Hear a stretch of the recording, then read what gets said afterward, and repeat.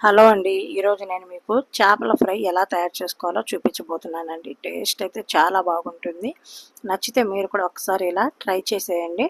ముందుగా నేను ఇక్కడ చేప ముక్కల్ని శుభ్రంగా కడుక్కొని తీసుకున్నానండి.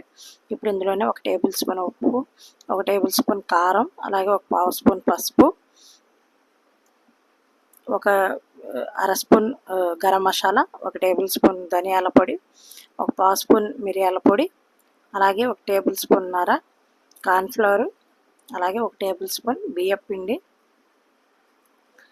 1 టేబుల్ స్పూన్ అల్లం వెల్లుల్లి పేస్టు, ఒక చిన్న నిమ్మకాయ దబ్బని ఇలా మొత్తం పిండుకోవాలండి. ఇప్పుడు ఇందులోనే కొంచెం కొంచెం వాటర్ వేసుకొని ఈ మసాలా పేస్ట్ని ఇలా మెత్తగా కలుపుకోవాలి.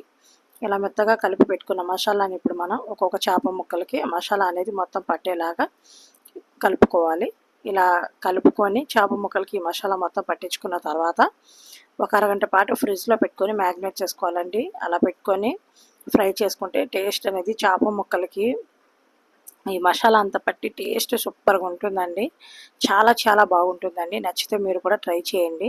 ఇది ఇప్పుడు ఈ ఫిష్ కోసం, ఇప్పుడు ఈ ఫ్రై కోసం నేను కొంచెం ఆయిల్ తీసుకున్నానండి. ఆయిల్ మరీ ఎక్కువ కాకుండా ఒక పావు కేజీ కంటే కొంచెం తక్కువే ఆయిల్ తీసుకున్నానండి. తీసుకొని ఇలా ఒక్కొక్క ముక్కల్ని వేసుకొని లో టు మీడియం ఫ్లేమ్లో పెట్టుకొని చేప ముక్కల్ని మనం 2 వైపులా తిప్పుకుంటూ చిన్నగా తిప్పుకుంటూ వేయించుకోవాలండి.